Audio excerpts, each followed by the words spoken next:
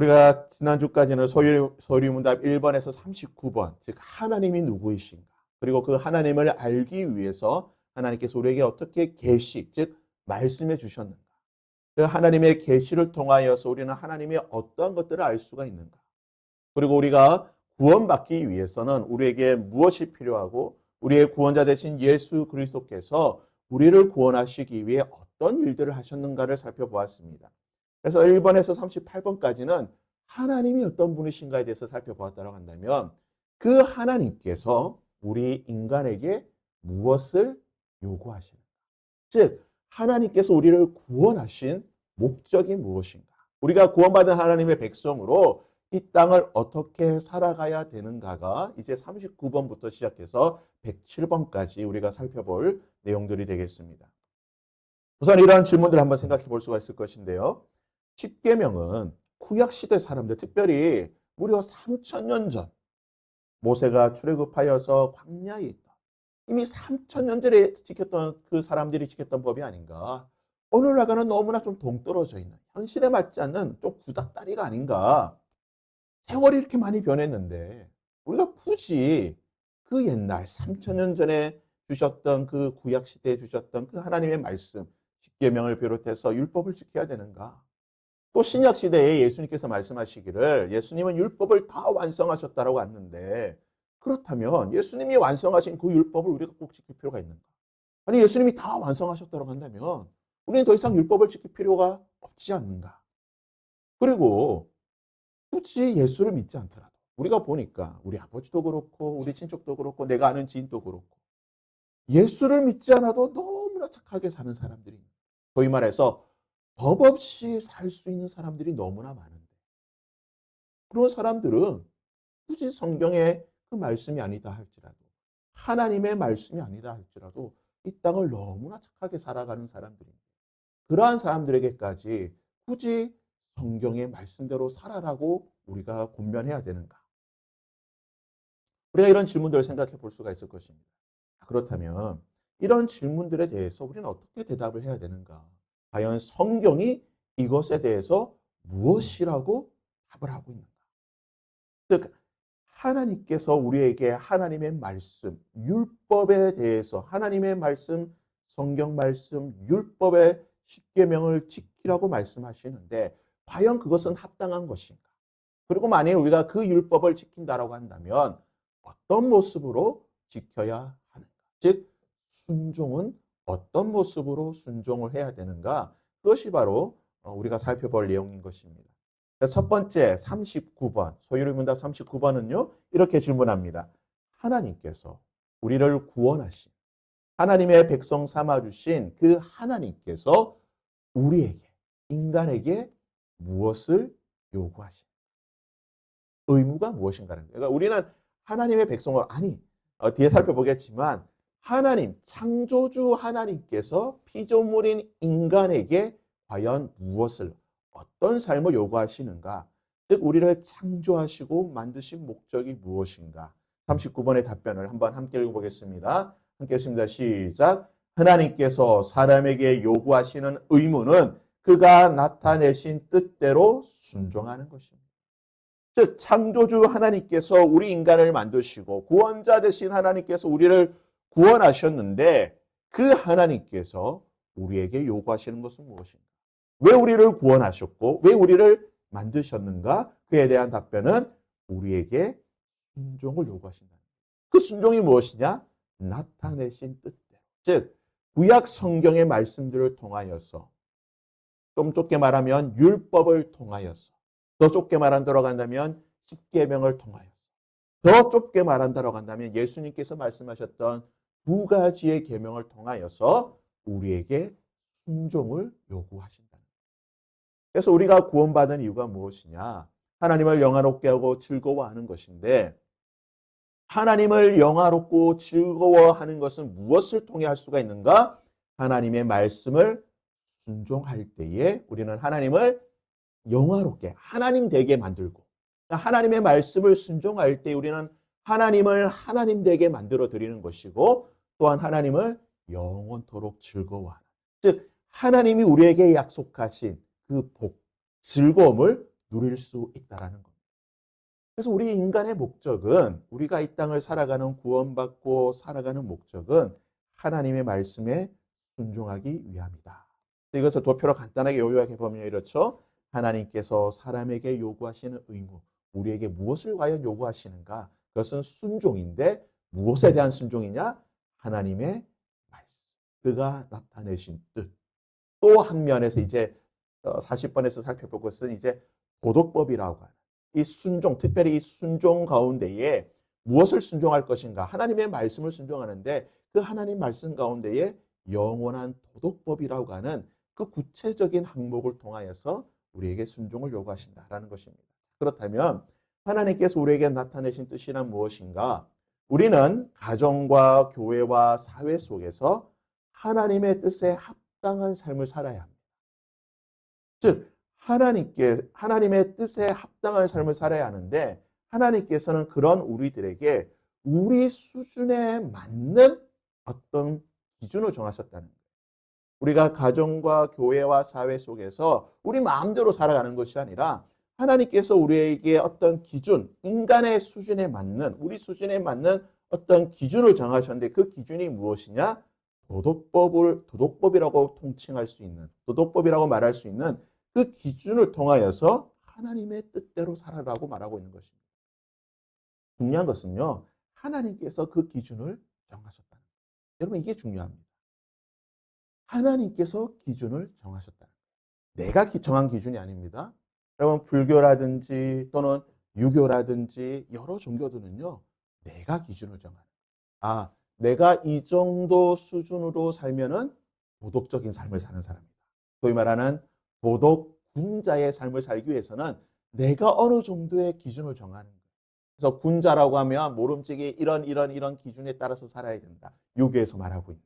또는 불교도 마찬가지죠. 불교도 여러 가지 기준이 있습니다. 내가 정한 기준. 내가 이러이러한 기준에 맞춰 살면은 뭡니까? 불교에서 말하는 덕을 행하고 보시를 하고 또 불교에서 말하는 그런 여러 가지들을 행함으로 덕을 쌓게 되고 그래서 나중에 내가 해탈할 수 있는 그러한 것들을 누릴 수 있다. 내가 정한 기준이지만 성경에서 말하고 있는 법이라고 하는 것, 즉 도덕법, 여러 가지 어떤 율법과 그런 여러 가지 사회법들은 하나님께서 정해주신 거예요. 하나님께서 정해주셨는데 우리 기준에 맞도록 우리가 지킬 만한 우리 수준에서 지킬 수 있는 그 수준에 맞는 그 기준을 하나님께서 정해 주셨다는 것입니다. 이것이 중요한 거예요. 왜 그러냐? 우리는 하나님에 대해서 생각할 때에 어떻게 생각해야 되느냐? 관념적인 존재로 생각해서는 안 됩니다. 우리 머릿속에만 있는 하나님. 하나님께서 우리에게 어떤 기준을 정해주시고 하나님은 저 멀리 어디엔가 계신 나와는 동떨어진 그런 하나님이 아니라는 거예요. 하나님은 철저하게 우리에게 기준을 정해주시고 우리에게 순종을 요구하시는데 그것을 통해서 우리와 무엇을 하기를 원하시느냐? 인격적인 교제를 하시기 원하시는 분이에요. 즉, 이 십계명, 율법, 줄이면 십계명, 더 줄이면 예수님께서 말씀하신 두 가지의 계명. 이 두 가지의 계명을 통해서 우리에게 순종을 요구하시는데 그 순종의 결과가 무엇이냐? 바로 하나님과 인격적인 교제를 하게 된다는 거예요. 이게 너무나 중요한 겁니다. 여러분, 하나님의 말씀에 순종하게 되면요. 우리가 하나님과 인격적인 교제를 할 수가 있는 거예요. 하나님을 사랑하고 이웃을 사랑할 때에 우리는 하나님과 교제, 인격적인 교제를 하고 하나님과의 만남을 이루어 갈 수 있다는 것입니다. 그래서요, 우리는 왜 하나님과 우리가 왜 하나님 말씀에 순종해야 되는가? 하나님과 교제하기 위해. 하나님을 더 사랑하기 위해 우리는 하나님 말씀에 순종하는 것이고, 우리는 하나님과 더 깊은 교제 가운데 들어가기 위해 이웃을 사랑하는 겁니다. 이것이 중요한 겁니다. 우리는 이웃을 사랑하는 목적이 무엇입니까? 복을 받기 위해서 사랑하는 것이 그렇게 아닙니다. 그러면 우리는요, 무언가 복을 받기 위해, 천주교에서는 이웃을 사랑하는 것을 무엇 때문에 사랑합니까? 공로를 얻기 위해서 그래요. 공로. 즉 그들은 천국에 가기 위해서 공로라고 하는 것이 필요한데 이 공로를 쌓는 한 방편으로서 선행을 행하는 거예요. 이웃을 사랑하는 겁니다. 하지만 우리는 왜 이웃을 사랑합니까? 공로를 위해서요? 아니죠. 복을 받기 위해서? 아닙니다. 하나님과 교제하기 위해서. 하나님과 더 깊은 만남을 위해서.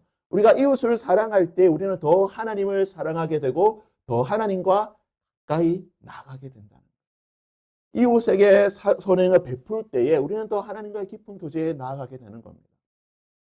그래서요, 하나님께서 구약 성경에서 끊임없이 말씀하셨던 것이 무엇입니까? 너희는 고아와 가부와 나그네들에게 무엇을 행하라? 사랑을 베풀고 선행을 베풀어라. 그것을 통해 그러면 하나님께서 항상 하시는 말씀이 무엇입니까? 여러분 그 율법의 말씀들을 나중에 한번 찾아보십시오. 고아와 가부와 나그네들에게 사랑을 베풀라 선행을 베풀라 그들을 지키라고 말씀하시면서 하나님께서 항상 끝하는 말씀이 있어요. 나는 여호와다. 나는 여호와다. 너희들이 너희들의 소외된 가난한 자들에게 사랑과 선행을 베풀 때에 여호와인 나를 만나게 될 것이다. 하나님을 경험하게 된다는 거예요. 그래서 우리는 이웃을 사랑하고 선행하는 것, 즉 하나님의 말씀을 순종할 때에 우리는 하나님과 인격적인 교제를 할 수 있다는 것입니다. 그것이 여러분 얼마나 놀라운 사실입니까? 그러나 하나님은요, 우리를 창조하신 창조주이십니다. 하나님은 창조주시고 우리는 피조물입니다. 급이 달라요. 여기 급이 다릅니다. 제가 오늘 아침에 뉴스를 봤는데요. 아마 단 뉴스를 보셨을 거예요. 조금 오보긴 한데 아침에 딱 속보가 나오더라고요. 삼성 이재용 회장의 아들이 해병대에 입대를 했다. 이 뉴스가 속보로 나오더라고요.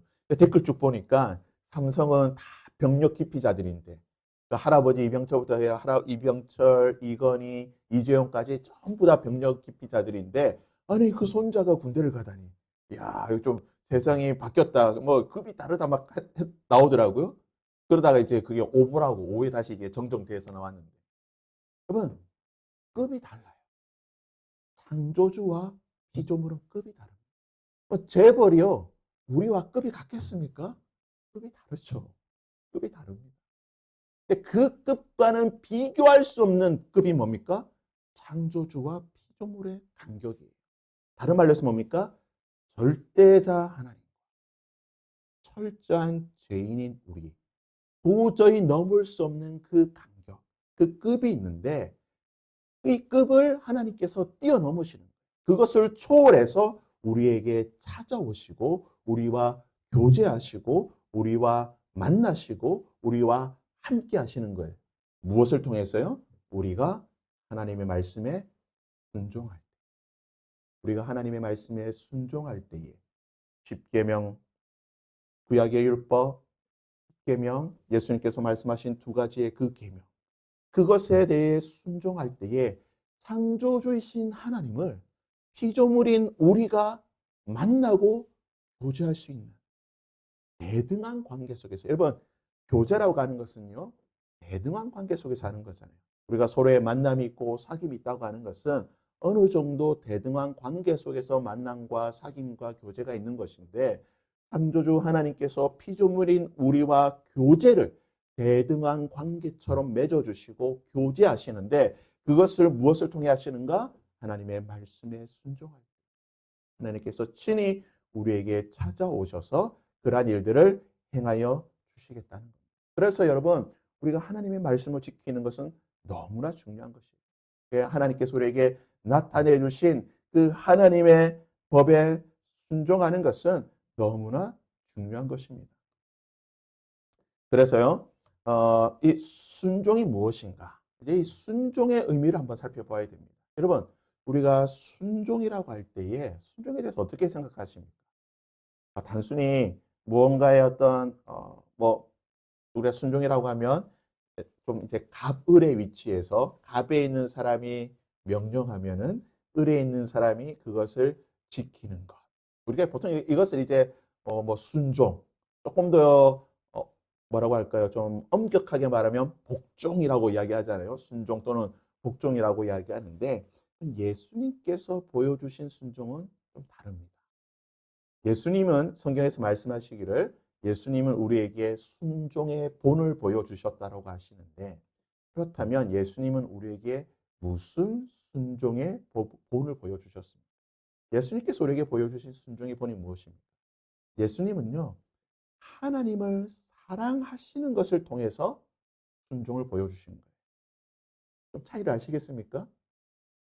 말씀을, 하나님의 말씀 명령을 지키는 것. 이것이 아니라 예수님은, 그러니까 하나님의 말씀을 지키는 것은 조금 우리가 어떻게 생각해요? 수동적인. 그냥 하나님께서 말씀하시니까 어쩔 수 없이 지키는 거잖아요. 하나님의 명령이니까 우리가 명령이 아니면 지킬 필요가 없잖아요. 명령이니까 우리가 지켜야 된다. 그래서 우리가 보통 이제 순종의 개념을 보통 그렇게 생각을 하거든요. 하나님의 말씀, 하나님의 명령이기 때문에 우리는 그것을 지켜야 된다. 그러나 예수님은 다른 관점에서 이 순종의 본을 보여주셨는데 그것이 무엇입니까? 바로 사랑이다. 예수님은 하나님을 사랑하셨기 때문에 그 하나님의 말씀에 순종하신 겁니다. 여러분 그 차이를 아시겠습니까? 하나님의 명령이기 때문에 내가 어쩔 수 없이 지키는 것이 아니라 내가 하나님을 사랑하기 때문에 내가 적극적으로, 능동적으로 하나님의 말씀을 지키는 겁니다. 내가 하나님을 사랑하기 때문에 나의 이웃을 사랑하는 거예요. 예수님의 순종은요, 사랑의 절정인 것입니다. 하나님을 사랑하기 때문에 그 누구보다도, 그 무엇보다도 하나님을 사랑하셨기 때문에 하나님의 말씀대로 이 땅에 내려오셨고 순종하셨고 하나님을 그 누구보다도 사랑하셨기 때문에 하나님의 말씀대로 우리를 사랑하셨고 하나님을 그 누구보다도 사랑하셨기 때문에 우리를 사랑하셨기 때문에 어디서 죽으셨습니까?